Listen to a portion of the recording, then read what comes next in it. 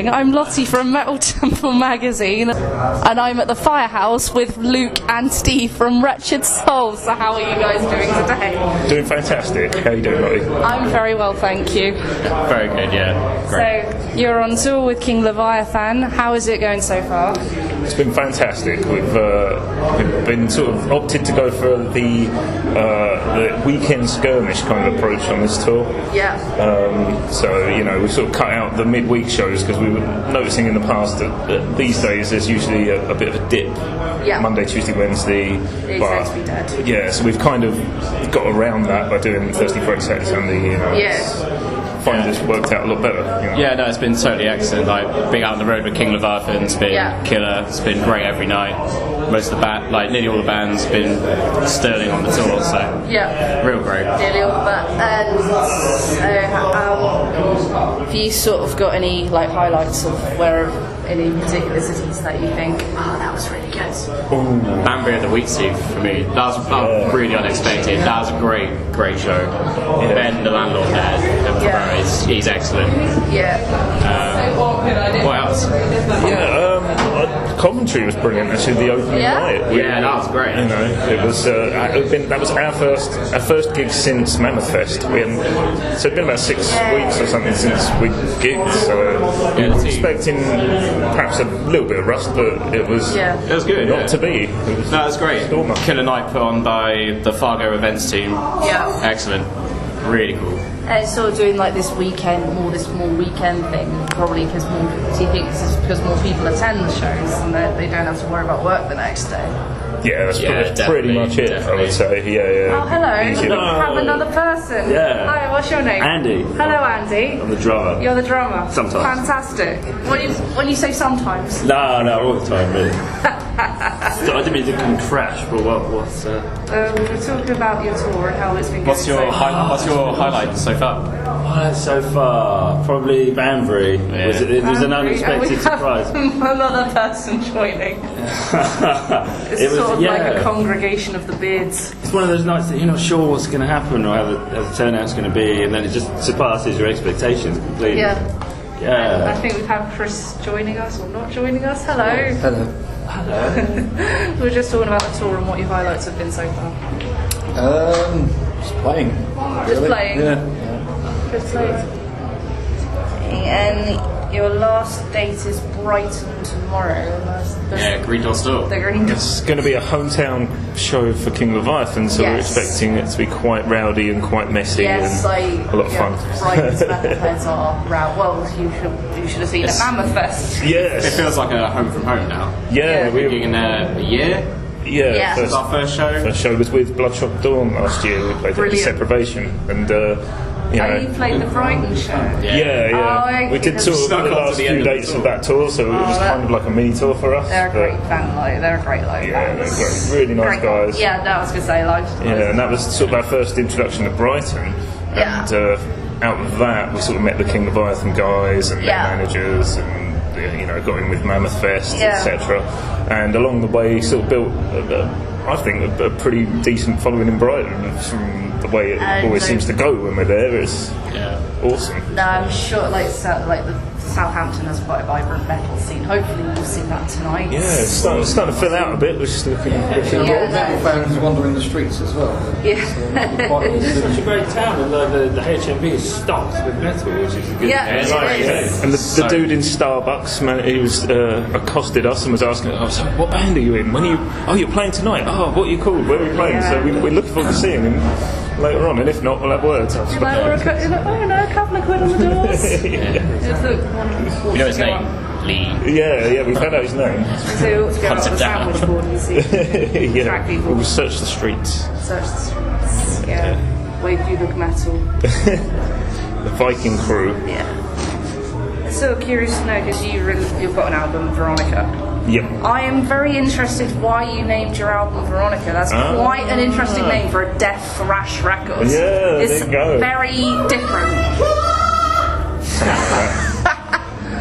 So there is a story there actually. The song itself is about a guy in 17th century Germany who was tried for witchcraft, and I think his name was Johann Junius was his name.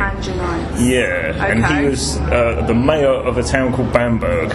And he was interesting names. Yes, yeah, he was. Sounds like Battenberg. The cake, yeah. So he was accused of witchcraft and burned at the stake. Wow. But before that happened, they managed to smuggle a letter to his daughter out of the prison. You see, right, okay. And her name was Veronica. So the song is essentially the letter to the daughter. So that's who Veronica is. So that's why on the front cover you've got a guy burning alive and a young girl weeping. So yeah. Like the other songs on the album, they sort of like what? Are they sort of different parts of a story? Not on Veronica particularly. No. They're kind of deal with different things, like local mythology, local legends and things. Yeah. On the new album we've been working on. Oh, you're working on a new We're working on the album. I'm getting ahead of myself. Okay. Yeah. There's, I'd say, a theme more about sort of death and theology, kind of our feelings on those things. So, cover a lot of ground. Yeah. There's sorry. Some of the cool stuff with the Veronica one is true. Okay. And you can actually check out the letter. They've got a transcription on Wikipedia for the actual. Sure. Yeah. I think it's the first opening line of the songs from the actual letter. Yeah. Real cool. Yeah. And they say that he wrote the letter in his own blood. Yeah. Because how else? Isn't it? Yeah, not many horrible history. Yeah, horrible history. It's not many pens in 17th century German prisons. where did this sort of interest in this story come from then? Because it's not widely told in Britain. No, I just found out about it. Somebody Googled it. Yeah. That's going in. The joys of the internet, just looking for, witchcraft related. Always interested in occultism and witchcraft but the real life stories behind it. Yeah.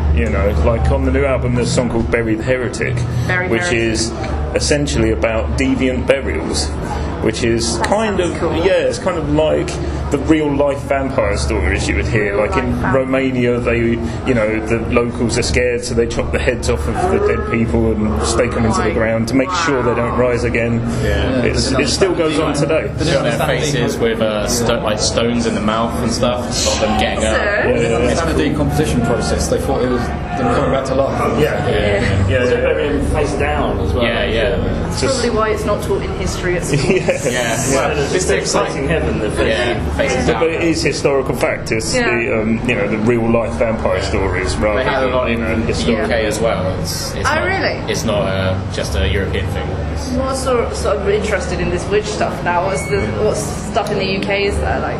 It's the same sort of thing. They would often find burial sites where certain bodies have been buried either away from the others, in an unconsecrated area, and usually facing a different direction. Yeah. Okay. And the head will be chopped off and found between the legs or something like that. Oh my God. So it's almost like the local sinners don't get the same respect as the shoes people or whatever. It's like full dismemberment, stones pinning them down. Just outcasts being sort of mistreated in burial. Kind of like metalheads, really. Exactly. So it's kind of a sort of a metaphor going on there. A metaphor. A metaphor. Is there a particular track on the album you think love that? I liked Summon the Hunter, although reading it first without my glasses, I thought it said Salmon the Hunter. Just thought I'd let you know that. Like fishing. Yeah, Salmon the Hunter. Yeah, I thought, but then I read it again and said, Summon the Hunter. Oh, that makes more sense. Yeah. No, from the first album, I would say Veronica itself is still a favourite, and Undying War is another favourite, which was another legend, another old folk tale from Britain. Like the sort of marching beats in the songs as well. Really sort of a bit of a Viking-y vibe. Yeah, now you've sort of explained sort of the history of this, that was definitely Of the new one, we're just getting used to playing them. I don't think we've picked favourites yet. But alright. Will you play some new ones tonight? Oh yeah, Okay, awesome sauce. Just sort of round up. Because the new album has been we recorded with Chris Tangarides again. Chris Tangarides. He's a producer who's done Judas Priest, Anvil, Gary Moore, King Diamond, Exodus, etc. He did the first record too.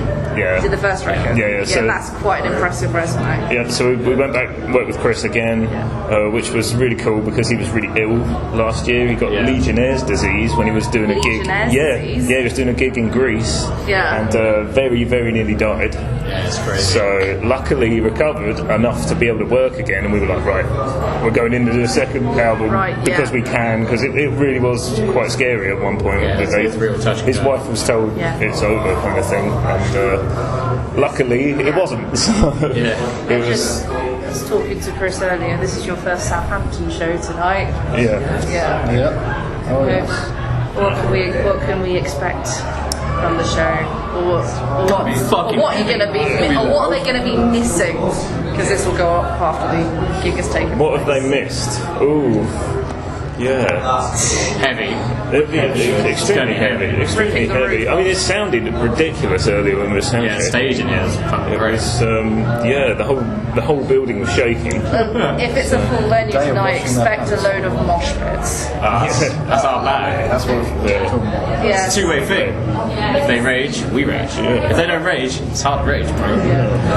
So the new album, it was produced by Chris Tangarides, and we got it mastered by a guy called Dan Swano.